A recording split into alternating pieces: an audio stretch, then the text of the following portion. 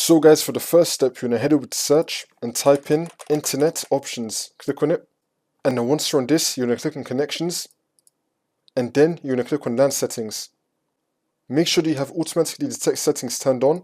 You're going to tick this. And then you're going to untick Proxy Server. Make sure you have this right here unticked. And then click on OK. And now for the second step, you're going to head over to search again and type in Proxy Settings. Click on it. And then once you're on this, next to User Proxy Server, you're going to click on Setup. Make sure that you have this turned off, and then click on Save. And now for the next step, you're going to head over to search again and type in View Network Connections. Click on it.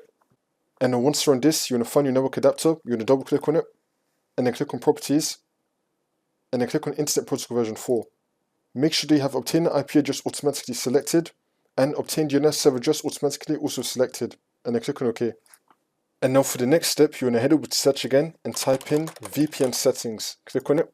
And then once you're on this, make sure you have your VPN settings and your profile all set up correctly. If not, you just want to disable your VPN and then just turn it back on again. Then you just want to restart your computer and then the problem should be fixed.